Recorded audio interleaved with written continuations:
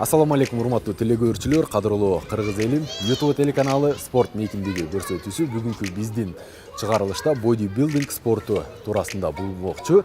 Заманбап тил менен айтканда качоктор жөнүндө кең далдуу чоң булчуңдун жашоодо орду кандай же болбосо ушул булчуңдар машыгып жаткан эр жигиттерге кандай пайда алып келет, ошонун күнгөй тескейин бардыгын иликтеп, машыгуулардын бардыгын көрсөтүп назарыңыздарга сунуштайбыз. Азыр биз Бишкек шаарыбыздагы Мега спорт машыгуучу залына келдик. Сиздердин кызматыңыздарда мен Токтомуш Чекшенбай уулу.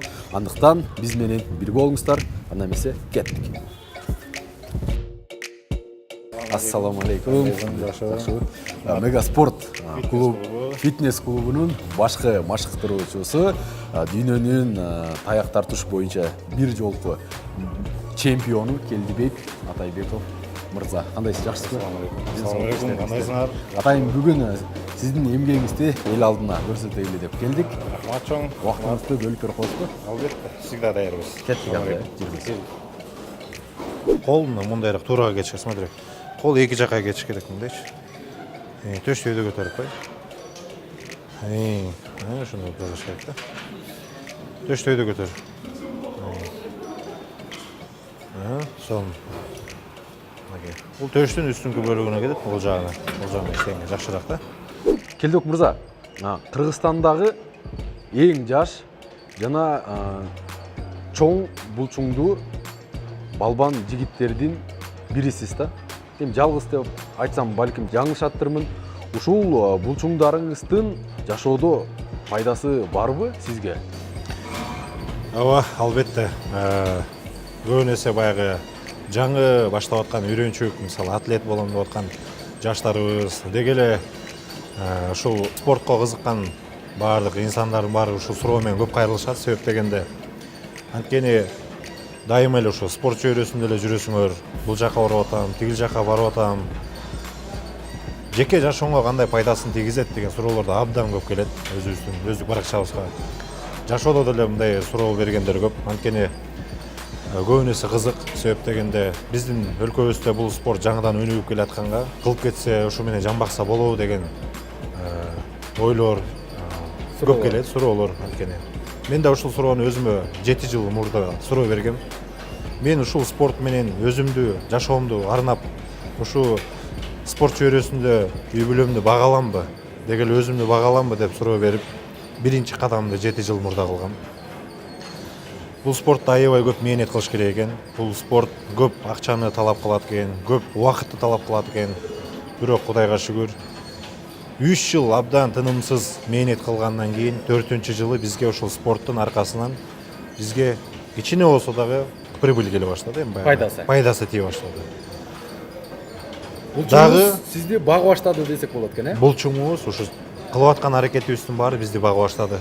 Кимдир бирөөлөргө абдан бир кызык болушу мүмкүн, кантип багып атат депчи. Биз ушул аракетибиздин жыйынтыгы менен бул көптөгөн турнирлер бар. Ушул жактарга барып, утуп келип атканыбыздын акыры бизге пайда алып келип атат. Багып атат десе биз денели чыгарып алып жаман иштерди кылган жерибиз жок. Көптөрүнө кызык дагы болушу мүмкүн. Биз эч кандай жаман оюбуз жок. Ал нерсе менен үй бүлөнү багуу оюбузда да, кыялыбызда да жок. Ушул көптөгөн турнирлерге бардык. Дүйнөнү сиз айткандай кыдырып келип атабыз.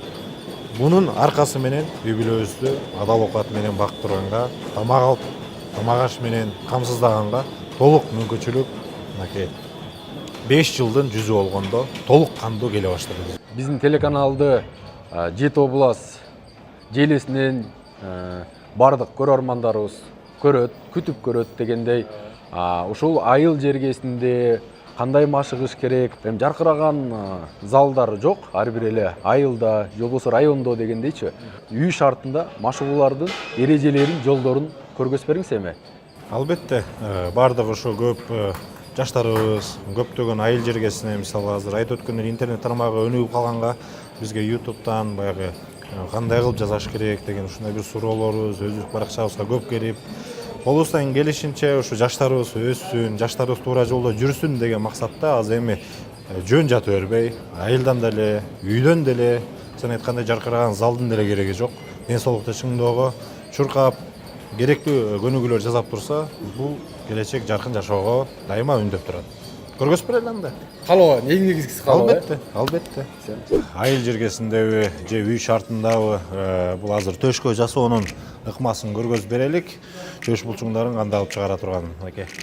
Бардык эле жаштарыбыз ушундай мүмкүнчүлүк түзүп алып азыр жазагына жатышат. Көптөрү оңой эле мынакей стойка коюп, анан кийин ушу жатып алып жазаганга бир стульчик эле болсо болот да. Түз кармап штанганы өзүбүздүн ийнибиздин деңгээлине жарашыктуураак, ошого ылайыктуу кылып туруп азыр штанганы алабыз, төштү өйдө көтөрүп, түз мынакей бул калыпка чейин алып келебиз мынакей. Түшүп келатканда туура дем алабыз. Демди өзүбүзгө тартабыз, өйдөгө түртүп атканда чыгарабыз.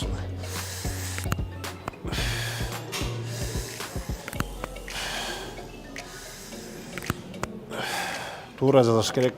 Кичинеден аздан вес салмактарды салып өйдөгө чейин көтөрүш керек. Көп жаштарыбыз баягы күчтүүмүн деп эле оор салмакты салып алып өйдө жазса, төш булчуңдары, булчуң эттери үзүлүп кетиши мүмкүн. Кээ бирлери ысытып албай ошондой бир көп травмаларга алып келет да.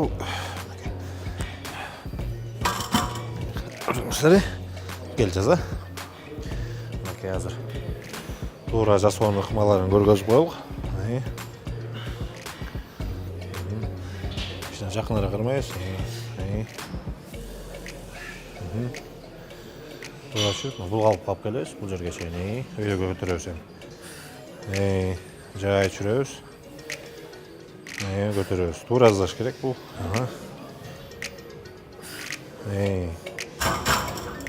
Жайдан эле жазсак, абдан жакшы болот. Бул жерге чейин чүрөбүз.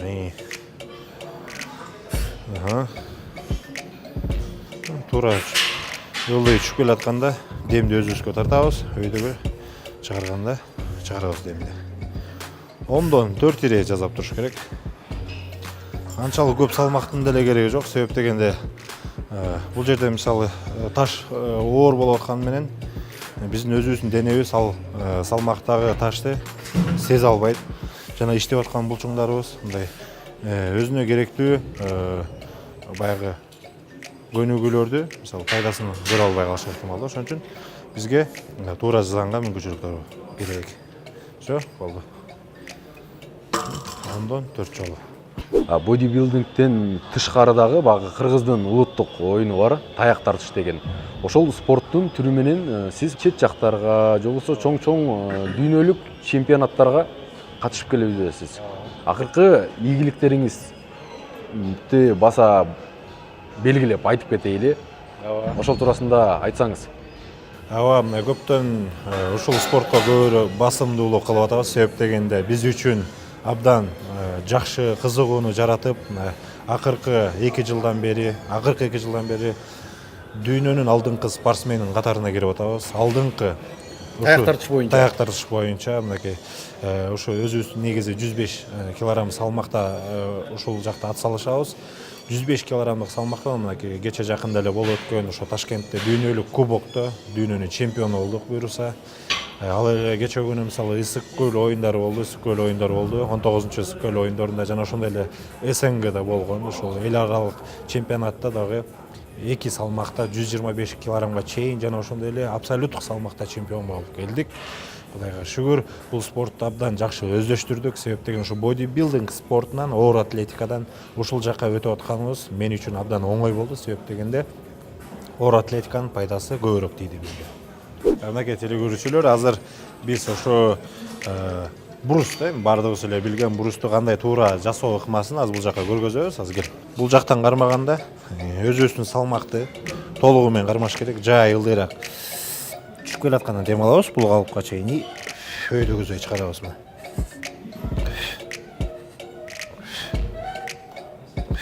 Жай эле. Көптөр мынтип эле жаза бербеш керек. Мындай жазганда жарабайт ал. Мындай эле. Жай эле. Көрдүңүз да? 10 жолу жасайбыз. Кылдаттык менен бут илип алабыз. Жай түшөбүз, ылдыйракка чейин түшөбүз. Ылдыйрак, дагы ылдыйрак. Өйдөгө воздух чыгар. Когда өйдөгө чыккандан кийин өйдөгө демиңди чыгарасың. Ылдыйраак түш. Колубуздан келишинче ылдыйраак түшкөнгө аракеттениш керек. Себеп дегенде аябай жакшы булчуңдар чыкканга жакшы шарт түзүлөт да.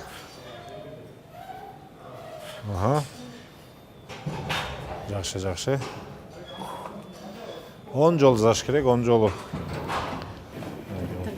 4 келе коюп туралыбыз, жайрак элебиз. Мынакей ушу эжекебиз азыр бизге өзүнүн ден соолугунун эмеси менен келди, мисалы.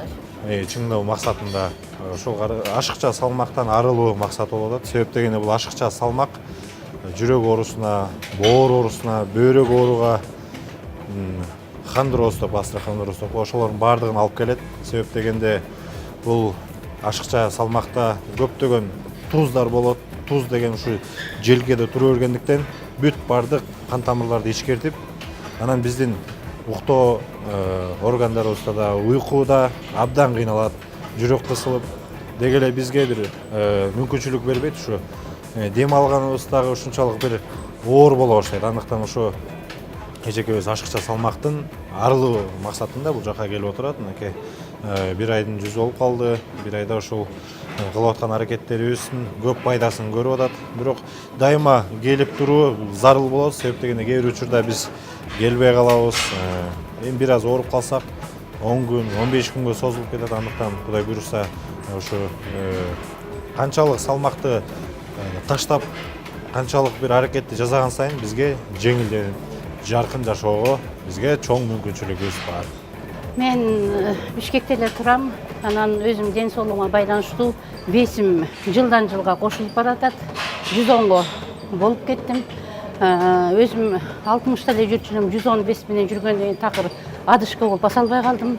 Жүрөктүн тамырлары ичкерип кетти. Буттарыма оор күч келип, белдеримге оор күч келип баса албай калдым. Анан мага ошо биякта ошо бир жээним келип жүрөт. Ошол келип айтып, сизге жашоо керек, өзүңүздүн ден соолугуңузду чыңдаңыз дегенден бияка келип, азыр 110дон 106га түштүм. Мен буга келгенге чейин врачтарга көрүнүп эле жаттым. Анан стресстен деп койду, дарыларды көрсөтө берди. Анан эч кандай жыйынтык деле чыгара албай келатам да, кыйналып келатам. Анан врачтар деле көп прилагать этпейт экен бияктычы. Анан ушуну катышыңыз, мындай вес таштаңыз дебейт экен. Алар ошо дары ичиңиз, караныңыз, жай өтө катуу кыймылдабаңыз, резко кыймылдабаңыз, жүрөгүңүзгө күч келет эле дей берет экен. А мен бияка келгенден бери мынакей биздин тренерибиз ошо баланын айтканы менен иштеп атыр. Мен наоборот кайра бат кыймылдап атам. Уйкум түнкү саат 3төн баштап таңкы саат уже таңгамал уктай албай калчумун. Азыр мына саат 7де келем, ошо менен 9:30га чейин заниматься этем. Анан кийин барып анан саат 10до барып кенен эс алып, азыр уйкум да тынч, отуруп турганым да тыкан болуп калды, адышкам кетип калды. Мен ойлодум эле астма болуп калганбы десем, жок, астмага таптаза экен, болгону жүрөктү май басып калган экен. Анан бөйрөктөргө күч келип калган экен, белдерден грыжа дештиле, жок, грыжам жок экен. Азыр наоборот ошо оор салмактан бут улам кыйшая баштайт экен да, оор салмактын айынан. Азыр бутумда түзөрүп, мен азыр 6 километрге чуркап калдым. Биринчи келгенде 2 километрден чуркай албай калгам. Азыр анан 3 болду, анан 4 болду, азыр 6га жеттим. Мен шишип кеттим да, аябай шишип кеттим. Анан ошо берде биз ошо кыймыл аракет жок болгондон кийин шишик база берет экен дагы. Анан эмне деселе грыжа, анан жүрөгүң май басып калган, анан давление болуп атасыз. Ашказаныңызга деле тамак сиңбей калды, бооруңузга аябай күч келип, бооруңузду май басып калыптыр. Только лекарствонун үстүндө баратырмын да, күндөн күнгө өзүмдү өзүм таштап бараткам да. Көрсө эч кандай дары менен эмес эле, фитнес менен катышып эле заниматься этсең болот экен. Мен дагы ошо өзүм ден соолугума карап, ар кайсы компанияларга бара баштадым. Тяньшинге бардым, анын дарысын кымбат экен. Кымбатына карабай арыктайын деп аябай көбүштүм. Акчам көп кетти. Эч кандай жардам деле берген жок. Анан кийин Гербалайев чыкты. Анын питаниясы ушундук, аябай жакшы болуп кетесиңер деди. Адан да иштим. Адан 6.000 эмес 12.000ге дарыландым. Эч кандай жардам бере алган жок. Сибирский здоровье деген бар экен. Эми мен айтат элем, кымбаттуу ата-энелер, энелер, эч кандай эч жака кайрылбай эле түз эле ушул фитнеске келип өзүбүздүн мына чыккан кара терибиз менен өзүбүздүн мээнетибиз менен гана арыктайт экенбиз. Эч кандай дарыны мен эч кимге предлагать этпейт элем. Дарыны токтотолу. Андан көрө ушу чуркаган күчүбүз менен эле өзүбүздөн чыккан тер менен ушу фитнес менен гана арыктайт экенбиз деп айта алам. Ушул жашка келгенге чейин кайсыл спорттун түрү менен машыгып келдиңиз эле? Андан тышкары дагы фитнес залына келип машыкканыңызга канча убакыт болду? Мен буга чейин мектепте бокс боюнча машыккам. Анан бир 2-3 жыл мурун Келдибек инибиз менен таанышып калганбыз биякта. Ошол Келдибек инибиз чакырып, ден соолукту чыңдаганы ошол мега спортко келип тренировка кылып атат. Мен эми пока чемпион эмесмин. Анан аракет кылып атам, главный ушу. Жөн эле азыр пока мен ден соолугумду чыңдаш үчүн эле. Олуттуу кылып айта албайм дейсизби? Олуттуу кылып Келдибек инибиз айтышы мүмкүн. Келдибек инибизге, конечно, чоң рахмат. Рахмат айтам, ыраазымын. Ушул бизди үндөп, ушака чакырып, келгиле деп, менде деле көптөгөн анча-мынча оорулар бар болчу. Ушул залга киргенден бери бүт бардыгы сон. Кетип калды. Сон. Жеңилдеп калды. Шүгүр. Рахмат сизге. Сиздин дагы залга келип турганыңызга. Колду салабыз, полный. Жакыныраак коюш керек мындай. Муну кесин башына буруп алыш керек өзүбүзгө. Акырын кое бересиз. Бул жерге чейин. Болду, өйдөгөзгө көтөрөбүз. Өйдөгө чыгарган воздух чыгарабыз, демди чыгарабыз.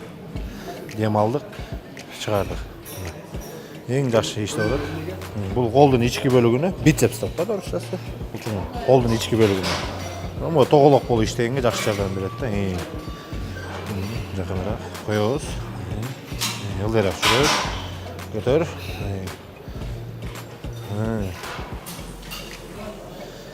Ылдыйраак жүрөбүз кичине. Ылдыйраак. Дагы 5 жасап коебуз. 1 2 3 4 5 акырын коесуңар. Коюп туруп, колду түйүп коюңуз мондай. Муну түйүп коюңуз. Ошо мындай кылып коюңуз. Абдан жакшы. Ондай болуш керек да негизи өзү. Бирок кийин болот ушундай точно. Канатбек ака, сиз баш выход. Эмне болду? Чурка. Вокруг зала чурка. 15 круг. 15 круга. Келип аткан ар бир кардарыбызга ашыкча салмак болуп аткан болсо, ашыкча салмак болот. Ошол биз кылып өткөн результаттарды, мисалы жыйынтыктарды ошол кишинин организмине салыштырып, баягы ошол кишиге баягы жардамыбызды ошол иретте беребиз да. Көбүн эсе туура тамактануудан батыраак жыйынтык деп атканын себеби биз көнүп алганбыз камыр тамакты, майлуу тамакты, бул эми даамдуу тамактарды. Ал эми туура багытта жүрүүгө белок деп коебуз. Белокто ошол кайнатылган тамактар кирет, диетический тамактар, диета кырманга туура келет да. Себеп дегенде жыйынтык чыгыш үчүн өзүбүздүн организмден ошо сахарды жана ошондой эле тузду ала турган болсок, биз батыраак арыктайбыз. Организмде холестерин деген нерсе көбөйбөс үчүн ошол эле ашыкча майды ушул эки нерсе жаратат да. Сууну кармап, организмден чыгарбай эле бизге денебизге шишик толтура берет. Шишик болсо биздин ашыкча салмагыбызга дагы үстүнө салмак кошуп өзүнө чыгарат. Ошон үчүн туура тамактанууга көбүрөөк чакырат элем. Камыр тамак жебеш керек, майлуу тамактарды. Биз нанды дайыма жеп турабыз. Ошол нанды дагы ошо азайтып, күнүгө аз өлчөмдө жей турган болсок, өзүнөн өзү организмге жеңилдиктер келе берет да. Бул жака байкашыбызга караганда бага ашыкча тамак жеп, аша тоюп, салмак кошуп, ошо салмак кошуудан анан ден соолугунан запкы жеген адамдар көбүрөөк келсе керек. Сиз машыктыруучулуктан тышкары дагы мындай диетолог катарында да тамак ашты жакшы түшүнүп билесиз да. Ошол эле учурда азыр мынакей көпчүлүк жаштарыбыз багы тез татымдуу окот фастфуд. Ошодон башы чыкпайт. Фастфуд канчалык деңгээлде биздин ден соолугубузга зыян? Эми фастфудтун мисалы эми тамакты жаман деп айтууга болбойт. Бирок ден соолукка жаман адаттарды алып келип атат да. Анткени эмнеге аты айтып турган эле тез татым. Батыраак жеп, батыраак даярдалып, анан организмге киргенде өзүбүздүн баягы ачыкка турган нерсебизди батыраак тойгузуп коюп өзүбүздү кичине молкун кандырып атпайбы. Жанагындай эле шаурма, гамбургер дегендер нерселер организмге киргенден кийин сиңими жай болот да. Организмде ушунчалык көп убакытка чейин тура берет. 6-8 саат. Негизги жөнөкөй даярдалган тамакты жесек, биз 2-3 сааттын аралыгында сиңирип кетебиз. Бирок бул фастфудтар жегенде организмде ошо 8 саат, 10 саат жүргөн учурлар да болот да. Кээ бир жаштарыбыз бар, бир эле жолу, бир күндө бир жолу тамак жеп коет, түшкүгө тамагын кечки саат 10го чейин, жатаркы тамакка чейин жүрө беришет да. Сиңиши кыйыныраак болуп калат. Албетте, ошонун айынан мисалы баягы бюджеттин бизде кеткен жок деген ой менен жүрө беришет, бирок ден соолугу кетип атканын көп жаштарыбыз билбей жатат да. Андыктан эч качан эринбеш керек. Колдон келишинче ысык тамак, даярдалган тамактарды жегенге, суюк тамак ичкенге биз колубуздан келишинче аракеттениш керек. Себеп дегенде канчалык ысык тамак, суюк тамак ичсек, биздин организмибизде абдан жеңил процесстер жүрүп турат да.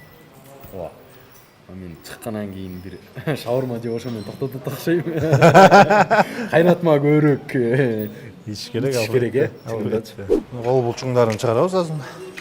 Түз турабыз дагы. Мындай жасаш керек. Түрлөрү көп. Эң башкысы монтип жасабаш керек да, монтип. Оор салмактарды алып эле көп эмелерибиз монтип жаза берет да. Мындай болгондо булчуңдар иштебейт. Тура жазаш керек жайдан. Түрлөрү көп. Мындай бурапта жазылса болот жайдан. Мындай болот. Ошто булчуңдарыбыз тоголок болуш үчүн, чоң болуп чыгыш үчүн да түрлөрү көп аябай. Мындай жазабыз.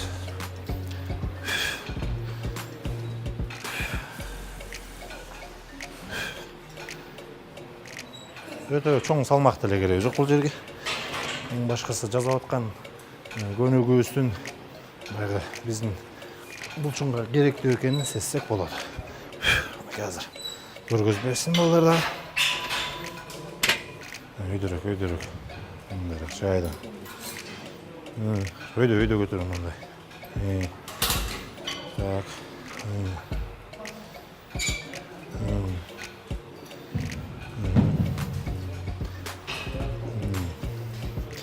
Башка жагынан дагы терс кабыл алгандар, жаман көрүүлөр, бирөөгө жагат, бирөөгө жакпайт, ошондой кабыл алуулар да болсо керек да. Албетте. Ушундай келбетиңиз менен көчөдө жүрүп же бир жерге барып дегендейчи. Эми колубуздан келишинче коомчулукка терс жагыбызды көргөзбөгөнгө аракеттенебиз. Себеп дегенде азыркы учурда интернет тармагы деген абдан көп баягы өнүгүп атканга байланыштуу. Кичине туура эмес сүйлөп алган болсоң, бул адамды өйдө көтөргөн дагы эл, ылдый төмөн түшүрүп койгон да эл болот эмеспи? Андыктан биз колубуздан келишинче жаштарыбызга өзүбүздүн жакшы жагыбызды көргөзүп, үлгү катарында иштерди жасап келип атабыз. Колубуздан келишинче. Урматтуу көрөрмандар, чынында эле кылт эткен нерсе болсо эле азыркы күндө бардыгы байма-бай телефонго тартып, коомчулукка илгебей, жаманбы, жакшыбы, ошонун бардыгын карабай эле хайп жаратуу максатында чыгарган, калагандай калчаган айрым адамдар дагы көп. Бирок биздин көрсөтүү ал туурасында эмес. Бирөөнү жамандап, же хайп кылып, же кайп кылып ал жолунда эмес. Негизгиси биздин көрсөтүүбүз сиздерге кенедей болсо дагы өз пайдасын тийгизди, керектүү, пайдалуу маалыматтарды бердик деп ойлойбуз. Мынакей бүгүнкү биздин каарманыбыз ошол Кыргызстандын чемпиону, дүйнөнүн чемпиону, ошол таяк тартыш боюнча эл аралык деңгээлдеги спорт чебери Келдибек Атайбеков болду. Сизге чоң рахмат, ишиңизге ийгилик, колуңуздан келген ишиңиз менен спорт жаатына өз салымыңызды кошуп, жанагындай чет жака мелдештерге чыкканда кыргызыбыздын байрагын бийик жерлерде желбиретип жүрөрүңүз. Рахмат сизге. Урматтуу көрөрмандар, ушу менен биздин көрсөтүүбүз соңуна чыкты. Сиздердин кызматыңыздарда мен Токтомуш Жекшенбай уулу болдум. Эмки оодон көрүшкөнчө аман болуңуздар.